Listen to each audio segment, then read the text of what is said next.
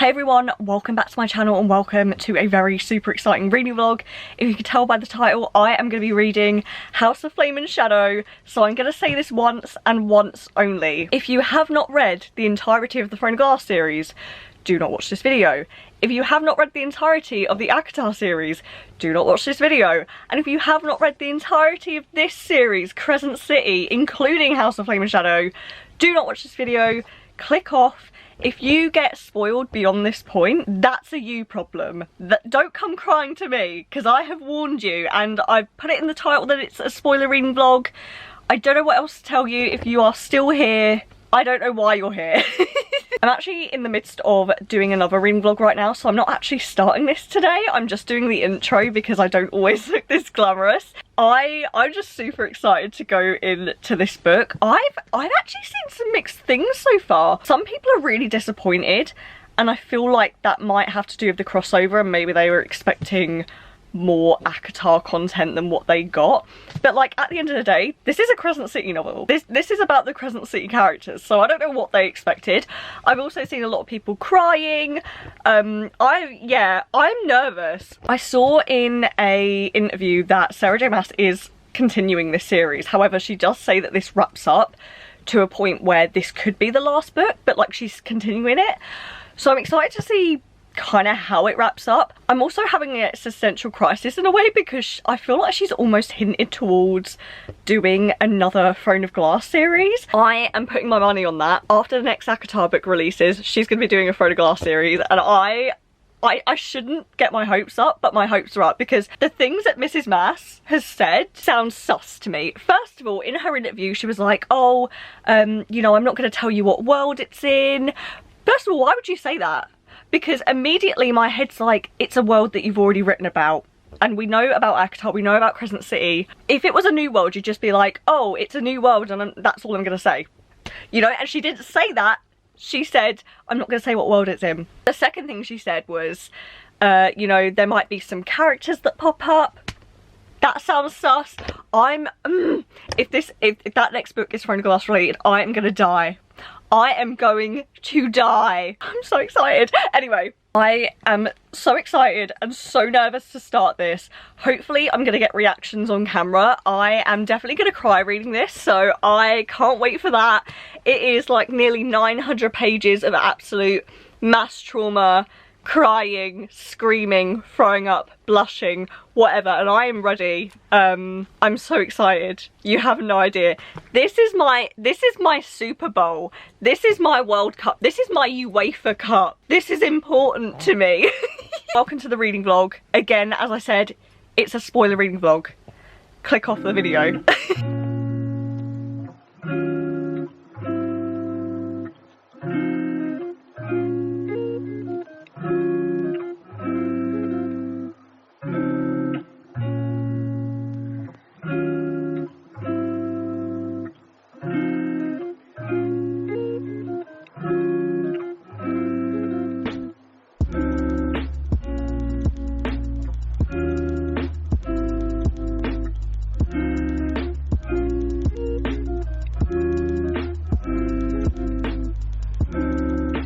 Hello. As you would have seen, I started House of Flame and Shadow yesterday and I've made a nice little dent, I'd say. I'm that far in, which is like page 124. I'm at a scene where Hunt, Rune, and is it Baxian or is it Braxian? I can't remember. But they're all in the cell together and Rune basically makes a suggestion that they need to get out of the cell because obviously they're being held by the Asteri. I'm loving this so far. I don't know how people ended up disappointed, but here's my theory. I think the ACOTAR girlies have gone into this expecting way more ACOTAR than there is. The snippets that I'm getting are fine. I'm loving the character interactions. But first and foremost, this is a Crescent City novel. I've got a very naughty doggy. As much as I've said like, oh, I can't wait to see the crossover and I would love to see, you know, something Throne of Glass related, like, it's a Crescent City novel. It's going to be based around those characters. It's going to be based around that world. But I'm not disappointed so far, so I don't know what everyone else is reading, but I'm really happy. I mean, I'm not happy. I'm kind of worried. Here are some things that I've loved so far. The little kind of like Three Musketeer thing that's going on between the guys that are locked in the dungeon. The first scene when Pollux comes in and he's like, wake up, and like poor Hunt is being whipped to like wake up, and he just goes, good morning sunshine. And then Rune starts laughing. Love that. Also when Rune did that thing where like they were all clearly feeling it that day because they were, you know, being tortured and whatever, and they were all just feeling really shit. Hunt turns around to Vaxian and he's like, how are you feeling? And he's just like, good. And then Rune's like, hey, you want to hear a joke? And he's like, 2 angels and a fae walk into a dungeon. And that's it. And they were obviously hysterically laughing. I just love what they have going on. I love them. I love the little friendship trio that they've got going on. I love it. The second thing I'm really loving is the fact that there's so much Lydia, aka the Hind, in this book, because she is without a doubt my favourite character. I think her storyline is so complex, and obviously she has a double life going on. And I love that. She reminds me so much of Selena, and I will die on this hill. I love her. I love her, and I feel so bad for her because everyone's got this really awful perception of who she is and what she does and whatever. And yeah, she's probably done some really bad things, but she's done them for a reason, and no one's giving her a chance. And I'm like, I get it because I hated her at the beginning, but please give her a chance because she's a good person. My hope for her is that she gets to kill Pollux. Honestly, if she doesn't get to kill him in the most horrific, gory way possible, I will scream. I was a little bit shocked as well when the book started and Bryce was in the dungeons underneath, oh my god, what is it called? Is it the Court of Nightmares? It has another name. They called it a different name as well. Yeah, I was a little bit shocked, which I shouldn't have been because everyone's theory when they read that snippet was that she was being... Do you mind? What do you have to say? Yeah, everyone else was like, oh my god, she's under the mountain, like they've put her in a cell. And when I heard that, I was like, no, there's no way. But like, could you be quiet? I'm looking at it as a reader standpoint. I'm like, Bryce is a good person. They wouldn't put her in a cell, but they don't fucking know her. Of course they put her in a fucking cell, you absolute dingbat. Yeah, I don't know what to say. I also, okay, this is what I'll say. I did not like Farian's point of view in the last book. I actually found his point of view really tedious.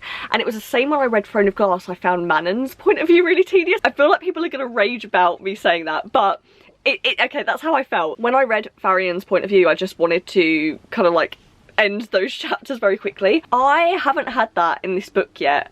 Obviously he's with the Viper Queen at the minute. He's under her kind of reign because he's defected. There's just a lot going on. I will say as well, the first negative thing that I will say, and hopefully the only negative thing that I will say, I wish there was an index. I wish there was an index of character descriptions and names, because, oh, the fact that people have double names in this book, or like not even double names, sometimes triple names, and I can't remember who they are. I don't even remember what the Asteri look like other than that one guy who's a teenage boy. The other ones, I don't remember who's who.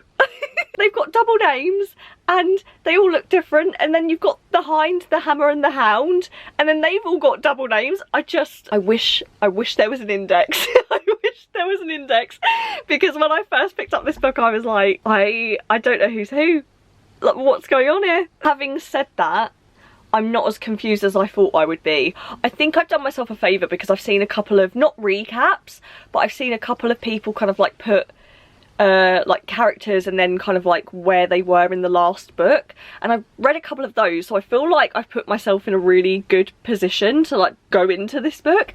The only thing I'm wondering right now is, where is Fury and the other woman that's Bryce's friend? Where are they? I can't remember what happened to them in the last book, but Fury is like a wild card because no one actually knows what she does. She just does some like really fucking shady business, and people are like, okay, we'll let her get on with it, we won't go anywhere near her. I'm just loving it. Also, can I just say, my friend is reading ACOTAR right now. I don't know whether I've mentioned this. So I gifted her the first Throne of Glass book for Christmas a couple of years ago, because I was like, oh, we'll read each other's like favourite books, and I haven't read hers yet, but I will get to it. But Throne of Glass is obviously mine, and she randomly picked up ACOTAR recently, and she's just finished A Court of Wings and Ruin, and it's so funny watching someone else go through the Sarah J Maas books and just seeing their reactions, because she's getting really emotional about them and she's not one to get emotional about books. She told me that. So it's really funny seeing someone else's reactions and it's just getting me excited again. And I kind of want to reread Throne of Glass this year. I don't know whether it'll happen, but I kind of want to. Like, I had it in my head at the end of last year that I was like, oh, I want to go back to my home. So I don't know whether it'll happen, but yeah, I'm trying to pace myself. I don't think it's working. Oh my god, I forgot to mention this as well. Lydia going to confront Rune's friends and being like, I'm gonna break them out, so you better be there in 2 days or else. Oh my god, I love her. I love her. She's such a baddie. She is so Selena Sardofian coded. I fucking love her. I love her. Oh my god, and this is what got me. Oh my god, I was reading it last night and I was literally going, the first scene when Sabine shows up, I hate her. She is very much in line with Maeve for me from Throne of Glass. Oh, I hate that woman. I hate that woman. The vileness that comes out of her mouth. Gosh, oh. Oh, if I could get my hands on her. But that first scene when she obviously sees her niece, and then, oh my god, when Flynn fucking shoots her in the face. Oh my god, the inner screaming I was doing. Yes! Guys, I can't. I'm finishing off a chapter that I was like midway through and literally this line got me. So it says, if Rune got free, Pollux would be the first arsehole he ended. He didn't dwell on why, didn't dwell on the rage that coursed through him whenever he saw the white-winged angel. You know why, Rune? You know why? Because you still have feelings! You still have feelings! And also he's been tortured by him, but like also Lydia, you know.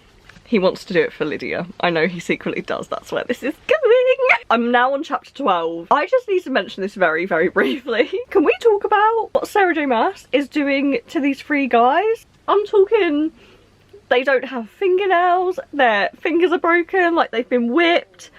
Oh my god, they're literally sitting in their own filth. Like, oh my god, they've had their intestines taken out. Like, I literally, I can't. It's actually horrendous what they're going through. They ripped Rune's piercings out.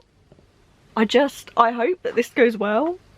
I hope that they get out. I hope that Lydia succeeds. Right now, Rune is like, yeah, we're gonna make it out of here ourselves. No, you're not. No, you're not. Don't be silly.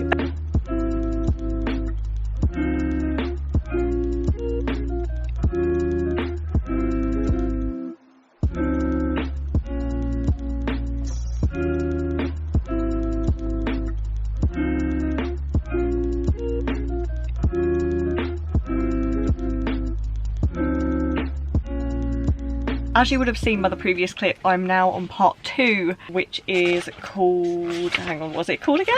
The Search. The first one was The Drop. Where have we left off? So Bryce, there's a lot to unpack here, okay? There's so much to unpack. Yesterday when I read what I read, my brain was going on overdrive. There was a lot to take in. I am very much a vibe reader, so sometimes with fantasy, especially when there's a lot of info dumping, my mind, it just takes a while, okay, for me to take everything in and understand everything. I think everything that's gone in, I'm not sure if I can relay back the information that I took in, but here goes. Here's my thoughts so far. I just first of all need to mention this because I read this little bit this morning and it made me feel vile, like actually vile. There's only one book before that has genuinely made me feel sick. Like actually sick, and to be fair, TMI right now, I'm getting a 4D experience here because Lydia is cramping with her cycle.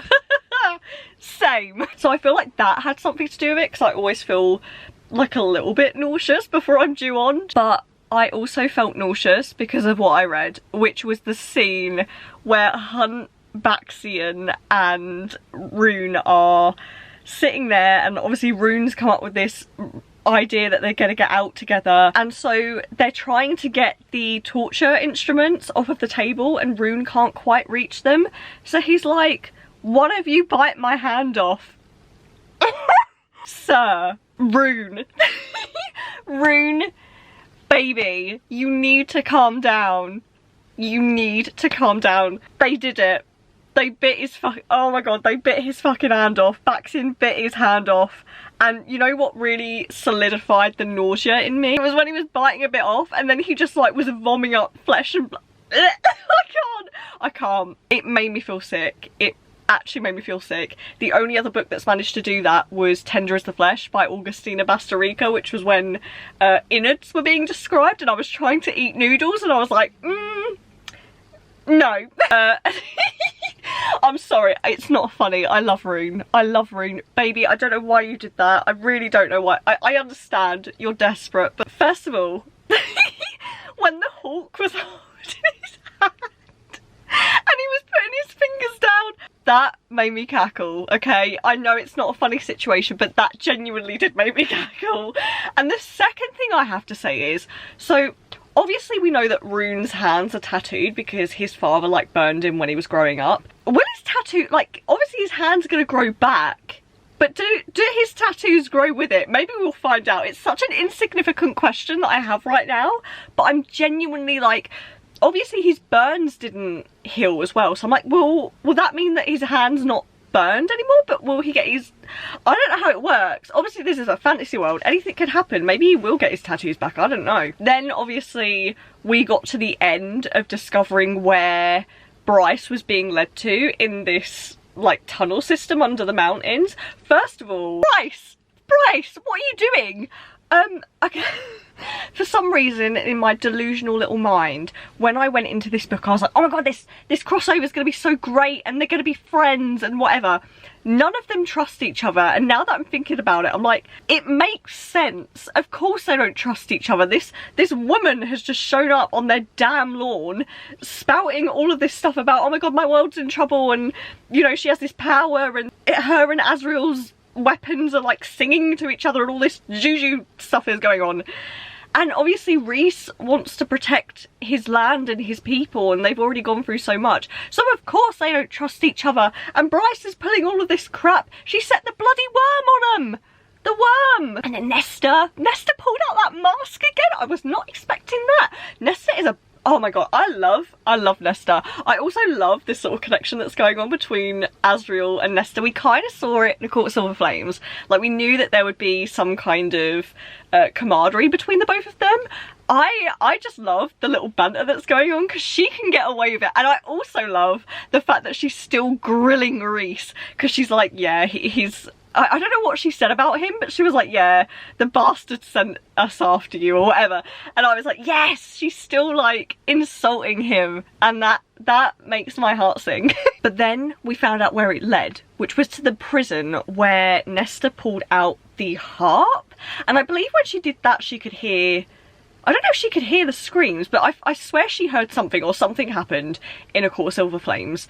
But we learned that when Bryce did something with her like star or whatever, they ended up seeing the history of what happened in the world of ACOTAR, which was where people basically got taken from there to Midgard, and then there was like loads of wars and conflict and whatever, and they learned all about the Asteri. We learned that Rhys has a connection to these people. He's connected to them, like the oh my god, what is she called? Thea, I think. So hang on, am I stupid? Technically him and Bryce are like connected family wise, right? Distantly. Am I being stupid?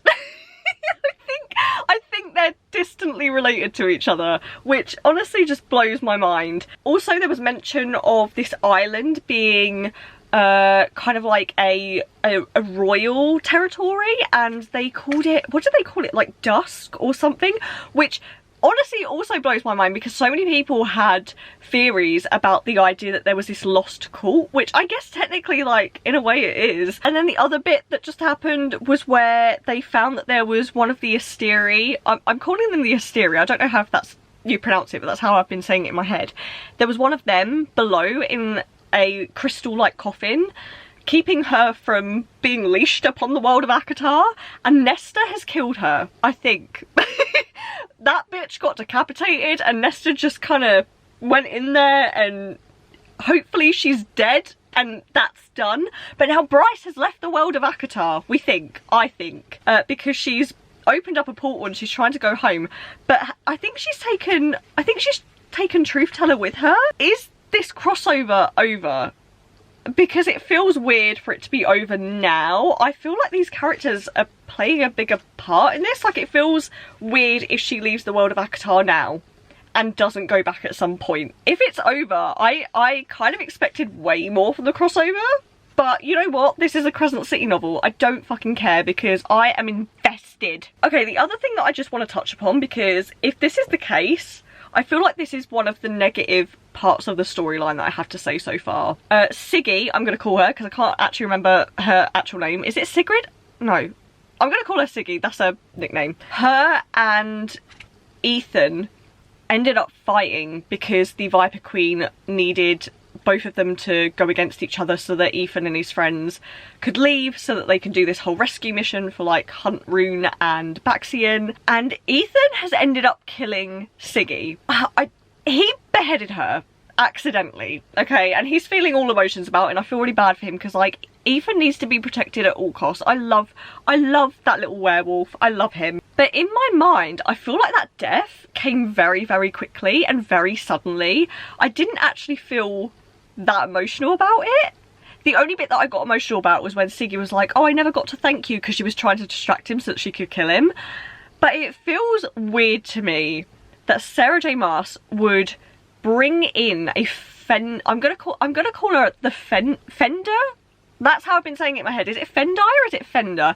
Anyway, I find it weird that she brought her in. They discovered that she was a Fender heir in the last book, and all of a sudden, like 200 pages in, she's dead. It feels very sudden. And I know that she's been beheaded, so technically she should be dead. But in my mind, I'm like, is she though?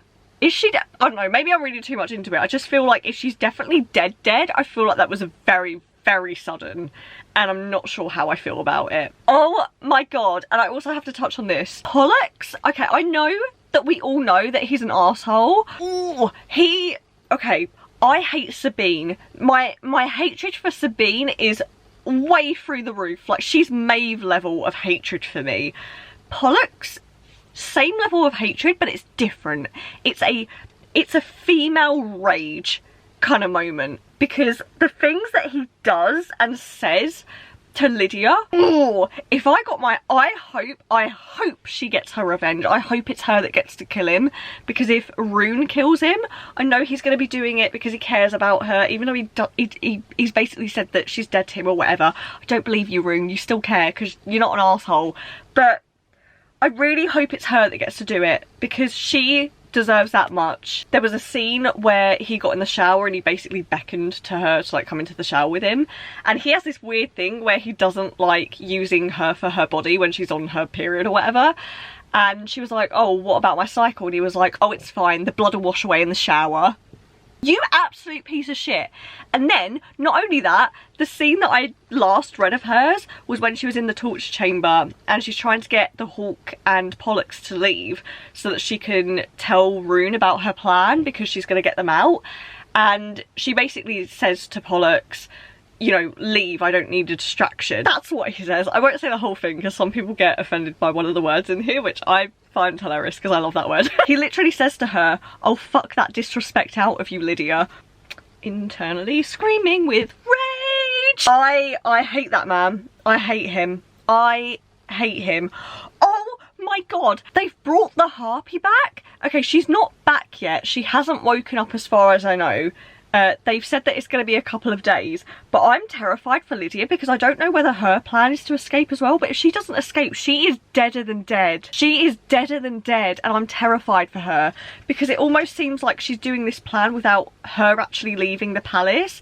And if she doesn't leave, the Harpy's going to be like, it was Lydia that tried to kill me. That's where I am. That's my fault so far.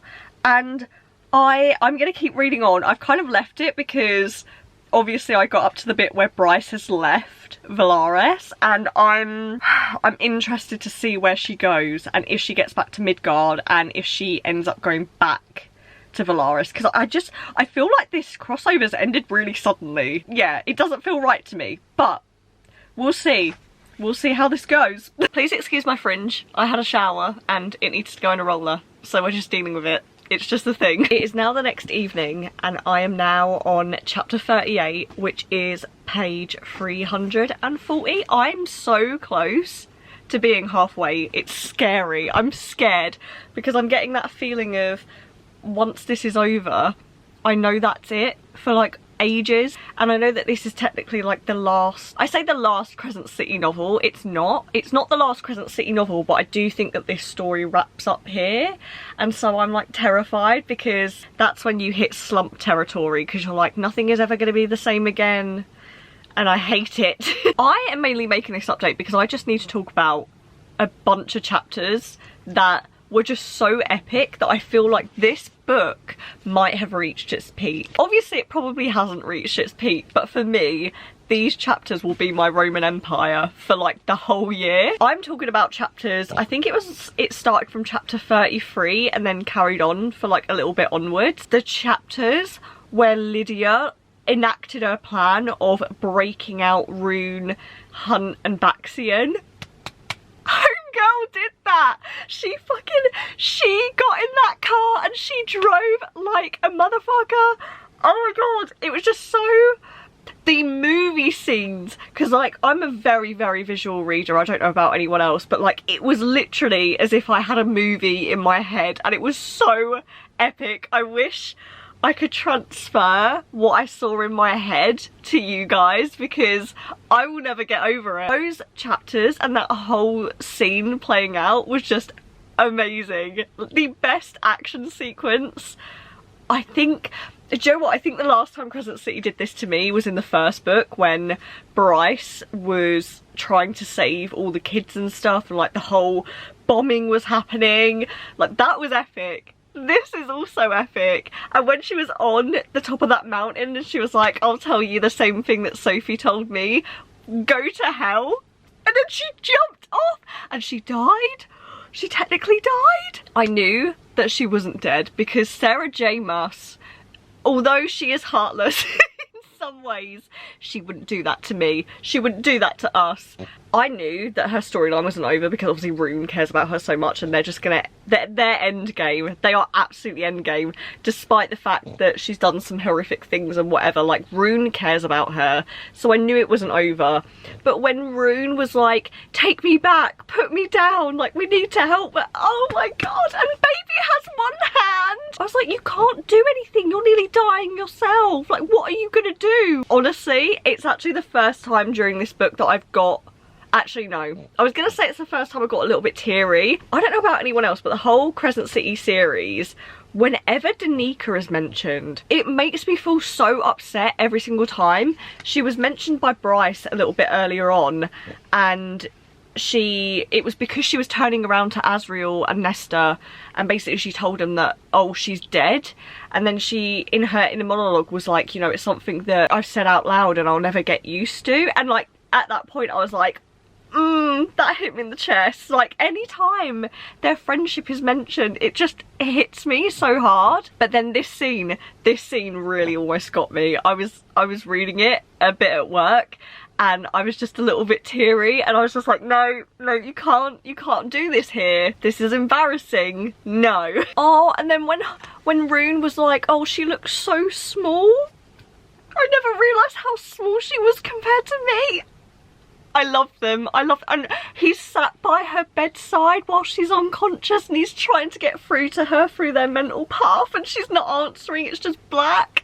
Oh, I'm dying. I love them. I love Bryce and Hunt, but for me, the Roman Empire is Lydia and Rune. I love them. I think that's all I have to say. Oh, I was right. Ethan is gonna try and resurrect Siggy. I can never remember her actual name, so I'm just gonna call her Siggy. So I was right.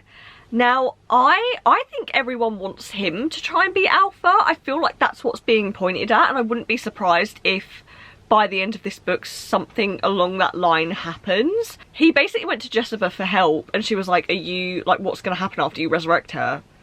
And I feel like everyone is trying to push him towards being some kind of Alpha. But anyway, I mean, I think I've read a lot more than that. Oh, Bryce is being held hostage by her dad.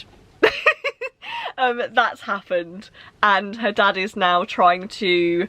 I don't know whether her dad suggested going to the other world, like Akatar, but Bryce was basically like, I'll take you there now, pack your bags. But yes, that's where we are. But my whole brain has just been filled with that huge action sequence that happened with the Dreadwolves and everything else. Like, I genuinely, it's one of those scenes where I keep going back to reread it because it was just so epic. It was, I'm sorry, if there's one thing that Sarah J Maas can do really well, it's write a good damn action scene, and that was the piece de la resistance of action scenes. I freaking, yes, that makes, I think that makes at least top 5 action scenes ever in a Sarah J Maas book.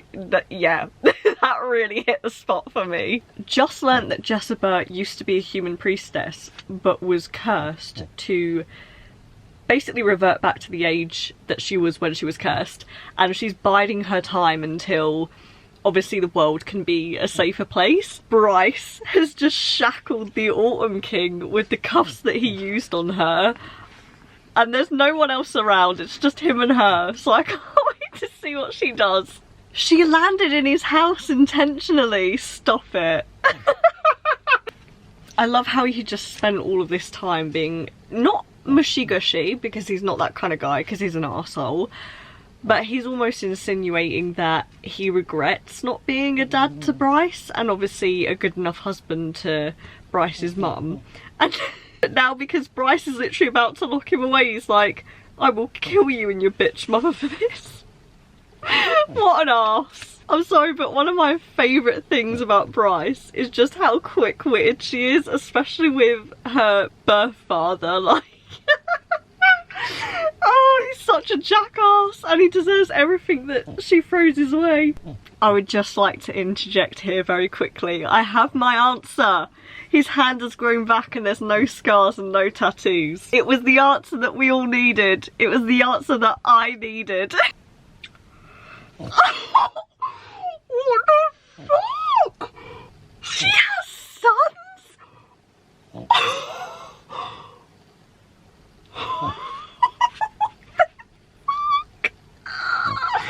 What the fuck? Where did that come from? Stop it! I'm so gobsmacked right now. What the fuck? Bruh. Bruh. She's a whole ass mum. When did this happen? With who? For all of the shit that people give Farion's chapters, I think he's hilarious. He's getting funny again, because he was in his like doom and gloom era for a lot of this book, which was getting a bit irritating. And he's just told her what his favourite food is, and he's like, mine's cheese puffs. And she's like, why? And he goes, they're crispy, they're cheesy. She's like, no, I mean, why did you do this? Okay, first things first, my hair is not greasy. If you couldn't tell, it is wet, because I am a hygienic person and I had to wash my hair because mine is a shade of blonde where when it's greasy, you can tell. So it's wet, not greasy. Second of all, I don't know where I left off on, like I don't know what happened the last time that I spoke to you guys. I feel like I've been reading such big chunks that I don't remember where I am and what I've told you. But there are two major updates here. The first one being that Lydia has made her confession to Rune. So they had like this moment that was so cute, and I'm not gonna lie, I did tear up because it just, oh my little soul, it was perfect. They had kind of been left alone by the two other guys, so Flynn and, which is the other one, Declan. They're meant to be in the archives together. Flynn and Declan, as we now know, or as I now know, has been captured by Morven and the Autumn King, and they've gone to the caves to meet with Bryce and stuff, which they've done, which I'll tell you about in a minute. But that meant that Rune and Lydia were left alone, and so they kind of had to talk to each other because otherwise it was awkward. At one point they've been really friendly to each other, and Rune invites her into his bedroom and he's like, look, you know, I don't mean anything by this, just come in and we'll have a talk. So they do. Lydia confesses everything and is like, you know, this is how I joined the resistance. She mentions that Pollux is not the father. In fact, we don't know who the father is because she did some weird little mating ritual that her dear shifter kind does, but it's really secretive and she doesn't even know who the father was. So there's that, but at least it wasn't Pollux. And then obviously she talks about kind of how she joined the resistance and what she did and all of this stuff. And she then mentions that the first time that she ever felt seen was when she started talking to Rune in his like agent form. And then things started getting heated and oh, this is what broke me. This is the cute bit.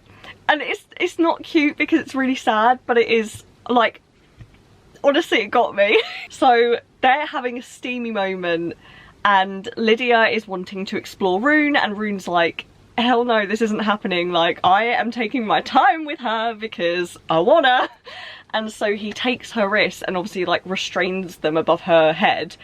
And she immediately tenses because obviously Pollux was not the gentlest kind of man. He is a piece of shit. And obviously she's remembering, you know, obviously something that he did to her. And Rune immediately like lets go of her, realises why she's tensed up and gets really angry about it. Not at her, but like in his head he wants to like rip Pollux's head off, which I can't wait to see that. If that doesn't happen in this book, I'm gonna be so mad. But she just turns around to him and is like, you know, it's just old memories. Immediately, oh, he obviously lets go of her wrist and then he takes both of her wrists, kisses both of them, puts them to her heart, kisses her, and then he's like, just stay with me tonight. Like, we don't have to do anything, but please just stay with me. The screams, I was screaming, oh my god, it was better than any smut scene that could have ever been written. Oh, that moment will live in my memory forever. Like, honestly, I teared up because it was just so, oh, he's just so gentle with her. I love him. I'm a Rune stan for life. I am Rune and Lydia all the way. I could care less about Bryce and Hunt at this point. Which sounds really horrible, but like, I love Rune and Lydia. I love Rune and Lydia. I love Rune. I need my own Rune. Where can I find one? So that happened. Now to Bryce, Hunt, Baxian in the caves, in the Prince's caves. So they're following it along, they're following her starlight or whatever. At some point they get cut off by the Autumn King and Morven, and obviously they have the murder twins with them. As I was saying, the murder twins are there. They are holding Flynn and Declan hostage, and the murder twins are doing something crazy to their minds or whatever. And at this point, Bryce decides, you know what, fuck this, and she basically makes the cave in on itself, blocking them off. Oh, you just burped in my face. Disgusting. So now the two guys are cut off from their friends. We don't know what the Autumn King and Morven are gonna do, but that's where we stand. And Bryce and Hunt have just had a massive tiff, which I'm sorry. Let me just interject this here. This is how much I have left, and you're arguing. You've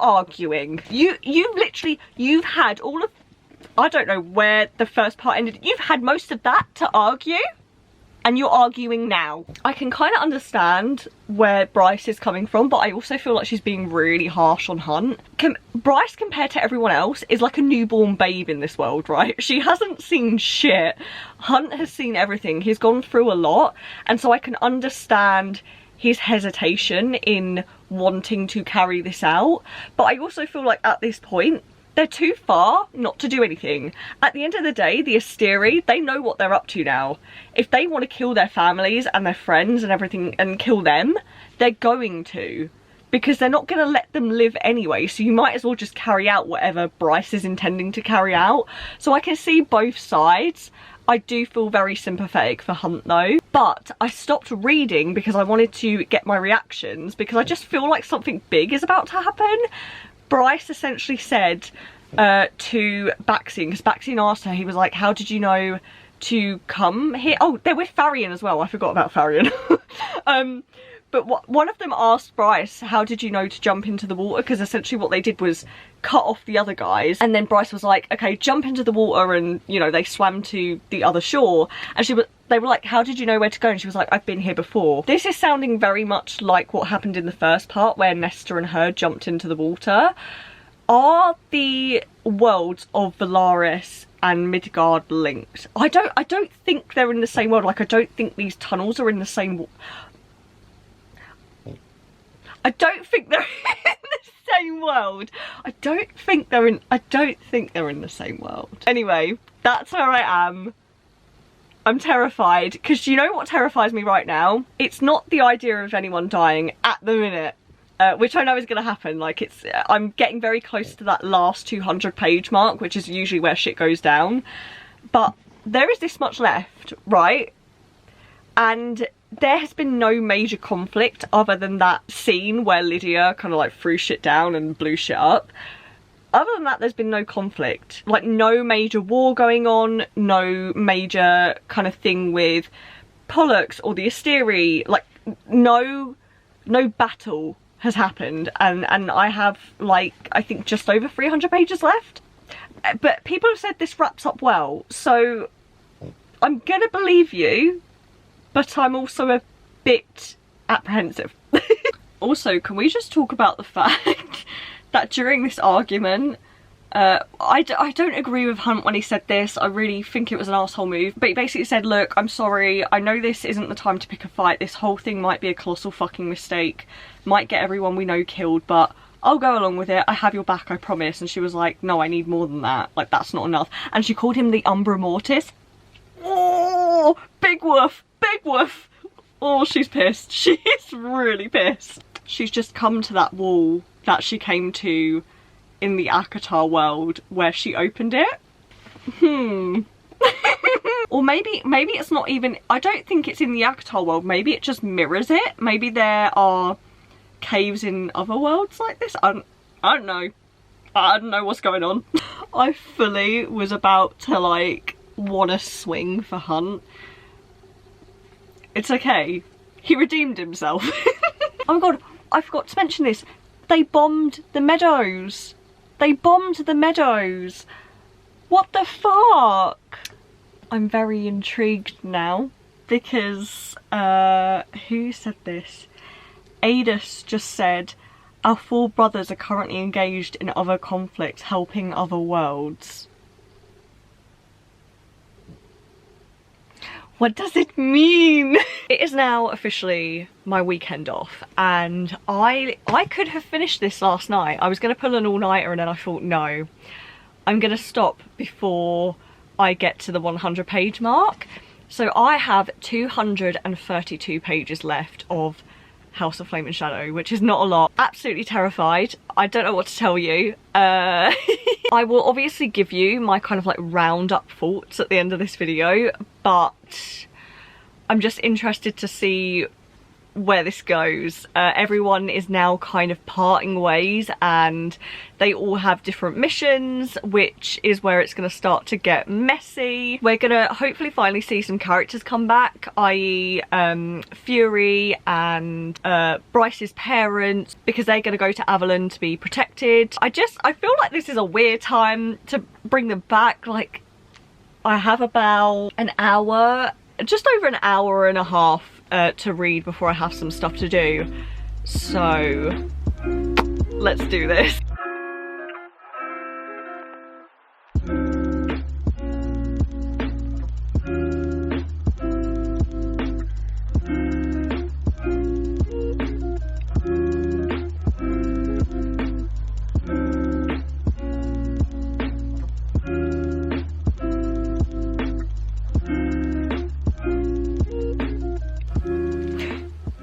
I feel like I'm getting choked up already because this very much seems like a goodbye. What the fuck? This isn't even sad. I'm just like, I know something is coming. Randall is definitely gonna die. I'm putting my money on it, and I'm not okay with it. Someone, I think one of her parents, if not one of her parents, both of her parents are gonna die. Oh, she's already emotional and nothing sad has happened yet. Oh! Sabine and this astronomer guy. Oh, they make me so mad. Say hello. You're so grumpy. The Prime's just announced that Ethan is his heir. Oh, worth, literally worth. He's just stripped Sabine of everything. She just killed her own fucking father. Yes!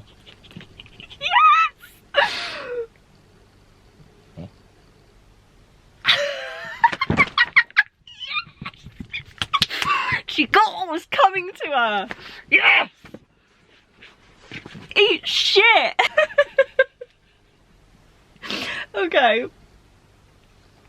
This is what gets me about Crescent City. I feel like the kind of links back to the first book and like the events of the murders and everything always gets me. Like this one fucking line, make your brother proud, and then it says, and as his howl finished echoing, he could have sworn he heard a mouse wolf's cry float up from the bone crawler itself. She's literally just said to Nesta, like, if you won't give me the mask, because essentially she said to Nesta, you know, I'll bring the mask back to you, I've bought collateral, the collateral is her parents, so she's going to give her parents to Nesta and Nesta is hopefully going to give her the mask. Nesta's very standoffish about it, she basically is outright refusing, and Bryce has just turned around and said, can you please just take them anyway, they're safer with you, like, even if you don't give me the mask, please take them. Oh, oh my god, Pollux has taken her sons. That little grimy bastard. That little grimy little bastard. I hope he suffers. I hope that fucker suffers.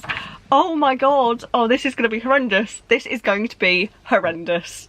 I love the little like one-liners that Bryce comes up with. Adis has just stepped through the Northern Rift and she's like, welcome back to Midgard. Hope you have a pleasant stay. Wait. Wait. Is Erd connected to the Throne of Glass world? Because he just called her Word, as in W-Y-R-D, and I'm pretty sure that was in the Throne of Glass series. Because word marks. Oh, Ethan. Shut the fuck up. This book, like, is moving way too fast for me to catch up. I, much like Bryce, just need a minute to sit down and just... Things need to stop happening, okay? I'm not ready. Hypaxia is now the head of House of Flame and Shadow. So that happened. I'm off again. I love that when she kills people off, she hits you again. Mrs. Mass. You will be receiving my therapy bill. Honestly, if you couldn't tell that I'm a Cancer star sign, this would be it. I'm literally trying to read and I can't even see through my tears. Oh, what the fuck. I wouldn't mind, but no one's even died yet. I know someone's gonna die. It's literally like, this is like the whole Danica situation again, because when you read the first Crescent City book, you know she's dead. But like throughout the whole thing you're learning about their friendship and stuff, and then when it gets to the end and then you see her again, it's like she dies all over again, and it's the same thing with Connor. I need to stop reading Sarah J Maas books because they're not good for my health. I've composed myself. Onwards. Not the creaky bed. Not the creaky bed. Just stop. I love that after all of this, Sabine's rotten corpse is now in the sewers, and my dog agrees. Oh my god. I can't, I'm stressed. I'm really stressed. This is my last update. I'm currently sat here editing this very vlog and it's already nearly an hour long, so I apologise. Hopefully some of you just put it on as background noise. I wouldn't blame you, but last night, near enough into the early hours of this morning, I did in fact finish House of Flame and Shadow by Sarah J Maas, which is the third book in the Crescent City trilogy, series, whatever you want to call it. You want to know what I rated this? And it honestly kills me to say. I originally put 4 stars on Goodreads. This morning I went back and I changed it and I gave it 3 stars. My overall rating for this book would be 3.5 stars. The 4 stars are literally just for Lydia and Lydia's story alone, because I felt like her story out of everyone's in this book was the only one I was interested in. I felt like she was the only one who had something going for her, the only one with something to lose.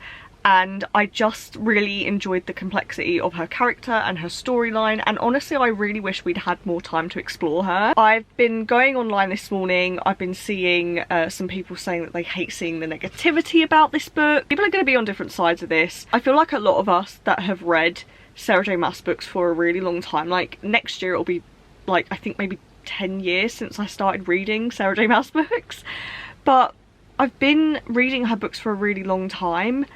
And this book wasn't what I've come to expect with her writing. Overall, I found it really messy. Like, don't get me wrong, you guys want to see my reactions and everything throughout this video. I enjoyed this, I loved it. It was a wild ride and I managed to read 832 pages. There are not many authors out there who I will look at a book this big and go, oh my god, I can't wait to read that. Do you know what I mean? Like, she's still one of my favourite authors. I was still completely enraptured with this book. Like, I loved it, I devoured it, I was excited to get home from work and read it. But there were a lot of shortfalls in this book, and I don't think I've ever left a Sarah J Maas book feeling kind of like I can just move on to the next thing and be done with it, and that's exactly how I've left with this. Don't get me wrong, like, I still have that sad feeling of, oh, I'm not going to see these characters for a while, because for me, I really want to see Lydia again, you know, I want to see those characters. So I do feel a little bit of sadness, but at the same time, the overall story, I'm like, yeah, it's done. I can read another book now. Like, it's not bothering me as much as I feel like it should be bothering me. I have written a list a very long list of things that I want to talk about just quickly to wrap this up and give my overall thoughts. So as far as this story being wrapped up, yes, it wraps up, but it doesn't wrap up a lot of things.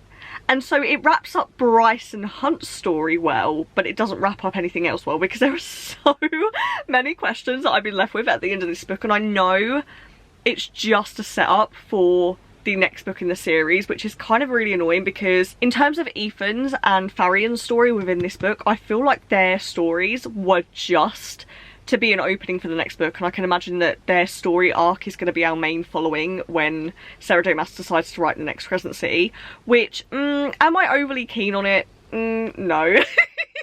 Because Farian and Ethan weren't always my favourite. I didn't mind them in this book. I know in the second book I found Farian's chapters really fucking boring. So I'm not overly keen, but I mean, I wouldn't mind getting more Lydia. I hope there's more Lydia. Like, I feel like we need to explore her and Rune more, because I don't really feel like we got much time with them.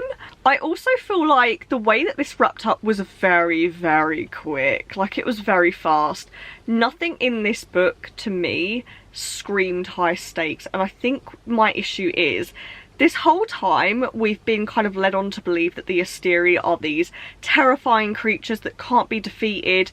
You know, they've put these characters in really awful situations, and then we get to the end of the book and it's like 100 pages from it finishing, and Bryce manages to defeat one of them very easily, and then she manages to defeat the rest very easily, and it felt really rushed. When I think back to Kingdom of Ash, I felt like that book was very well paced, and it felt high stakes. It felt like all of the storylines that were being written about and everything throughout the series just were coming together in the most amazing way. And it was high stakes because you didn't know who was gonna die. And I had my predictions. Obviously I said about Bryce's parents. No one of significance died in this book. no one. And I think that's becoming an issue for me with Sarah J Maas books. There are certain characters, I feel like it's always side characters that die and never like a main-ish character. Like the last time I feel like she did something significant was when she killed the Archer and sisters' dad, and in Kingdom of Ash when she killed the 13. Those were significant deaths. And the thing is as well, even when she sort of, I mean, she didn't really kill Aelin, but Aelin obviously fell through the worlds and she was kind of like in a precarious position where she thought she was going to die. But she's done this thing where she resurrects her characters before. Bryce was literally dead. Bryce was dead. And then they brought her back again. Where have we seen this before? ACOTAR. And I'm just getting a little bit tired of the dying and then resurrecting thing, because it just feels like the characters don't have anything to lose. Although you might have seen clips of me crying, a lot of the time I was just crying because the writing, like something in the writing made me cry, you know, like a quote or whatever. Like when Bryce saw Danica and the Pack of Devils, I was crying then. I was crying when Lydia was trying to get her kids back from Pollux, and you know, moments like that were making me cry. But when Bryce died, yeah, I cried, but I still wasn't, in my head I was like, I'm still not overly sad about it because I know she's not gonna die. And then Jessica obviously gave up her own life, and it's getting a little bit tedious now. I want her to pull off a George R.R. Martin, and I know it would kill people, and I know people wouldn't be happy. I would be happy. I love it when authors kill characters. Like, I want someone to die. I want to feel something, and I feel like I went into this book wanting something really epic, and the only epic battle scene there was when Lydia was breaking out Rune, Hunt and Baxian from the prison. That was the most epic confrontation ever, and that's what I expected near the end of this book. Like, Kingdom of Ash had the most incredible battle going on. I expected the same proportion of epicness in this and did not receive it. I don't know what happened, it just fell off. It also just felt incredibly choppy. When I say that, I don't mean like I was sick of the way that the story was written, because I know a lot of people have complained about it switching from point of views a lot. I didn't mind that personally, like when it cuts off on a cliffhanger and then you're like, oh, I want to read the next bit but I have to read someone else's. Like, I love that because I love the suspense. That didn't bother me. It just felt all over the place. And the other thing that I'll say is a very info dumpy. It almost, like, this book felt so rushed. It almost felt like this should have been split up into 2 books. There should have been kind of this exploration of ACOTAR and, you know, finding the cure and all of that stuff. That should have been done in a separate book, and then this book should have been leading up to kind of like them making battle plans and actually carrying out the battle. Like, I feel like it should have been 2 separate books, and it felt weird. Like, I felt weird when I finished this. I will also say that I felt weird about Bryce in this book. Someone on TikTok, and I wholeheartedly agree with this, but only really about this book because I've never noticed it before. I loved Bryce in the first and in the second book, and although she wasn't like my favourite SJM female character, she was still up there. Like, I really enjoyed reading about her. I loved her energy. But in this book, she felt so completely different. Some people have compared her to Aelin and said about how they didn't like Aelin. I disagree with that. I think, yeah, Aelin had like this bad bitch attitude, but she was also kind and sympathetic, and every time she was making plans, you didn't really know about these plans until she said them. And I feel like Bryce was trying to be Aelin, but she wasn't Aelin. And she, honestly, in this book, she was a full-on bitch in the worst way possible. Like, people talk about Nesta being horrible. Bryce was just full-on cruel. The fact that she had no sympathy for the situation that Hunt was in, the fact that we just brushed over, you know, them being in the dungeons, the fact that he's gone through 2 rebellions before and they failed, and all of this stuff. And when she was talking about the Fae and being like, I hate the Fae, you know, I don't care what happens to them, I hope they all die, blah blah, I want to eradicate them. Girl, your brother is Fae. Your brother's friends are Fae. Like, there are good people. You've met people in this other world who are good people, and you're going around spouting that you hate the fucking Fae. If she had done that in the first book, fair enough. But to do that 3 books in, and you're supposed to have had this massive character development, like, she gave Mean Girl energy. Like, you know how there's this whole discord online about, you know, some women being girls? Bryce didn't feel like a girl's girl in this book, and in fact, she'd be like, if I was in a room full of all the SJM female leads and SJM female characters, I wouldn't go to her. Like, I would not even think about running to her, because she would terrify me, because in this book, she was horrible. I also feel like there were a lot of things that I was expecting in this that didn't happen, and one of the biggest things I'll say is certain characters were brought back way at the end of the book, and then nothing was kind of mentioned about them again. Like Fury, there was this whole thing throughout the series about Fury having this like double agent life, and she has this really scary kind of reputation about her, but no one actually knows what she does. They just let her get on with it, and she comes in at the end of the book, she stays in Avalon to be protected, and that's it. She just flies everyone around on a helicopter, and I was expecting kind of to find out who she is and what she does and have her in the battle, and that didn't happen, and it felt very, very odd. The other thing that I will say is this book just overall just felt like a fan service. Like, obviously you would have seen my reactions and stuff, and yeah, I really enjoyed it. I loved, you know, being surprised about things that were happening, but at the same time, it almost just, the whole book just felt like a fan service to like please people who maybe have just come into the SJM universe. I don't know, it just a lot of this book didn't feel like an SJM book, and I don't know how to explain it, but I just feel very weird after finishing it, and I've never felt this way when I've finished an SJM book before. And I hate to say that because my friends just started ACOTAR, and I don't want to say to her like, oh, this book, it wasn't good. Like, it was okay, but it wasn't what I've come to expect. I think my biggest worry now with continuing on, because obviously I will read all of Sarah J Maas's books because I'm absolutely fucking trash.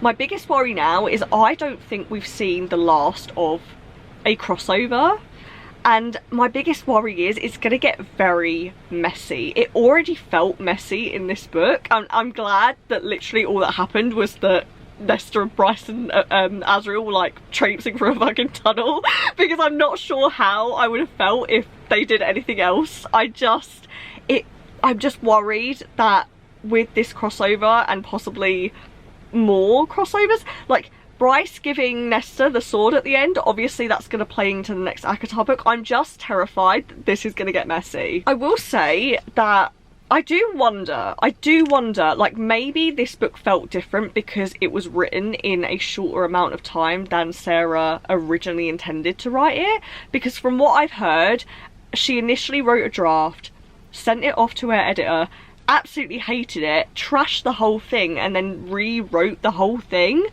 And I'm wondering whether that has something to do with how weird this book feels. I don't know what to say. I'm shocked, but not in a good way. It just makes me scared to read more in her books, because I know she loves a happy ending. And I love a happy ending, don't get me wrong, but if I want a happy ending all the time, I'll go and read romance. When I read fantasy, romance, whatever, I want something to impact me. And there was, like, I thought Bryce's parents were gonna die. I thought one of her parents was gonna die. That's what I was calling. I thought maybe someone was gonna march on Avalon and find a way through and fucking kill people on there. That didn't happen either. Overall, I feel very strange. Can we just talk about a minute the Throne of Glass lore that was mentioned with Lydia? Bitch, that got me. That got me good and proper. I enjoyed that. Although, to be fair, it's now boggled my mind, because people are saying that she's a descendant of Aelin and Rowan. I can't see that, because people are like, oh, but she has Rowan's ring.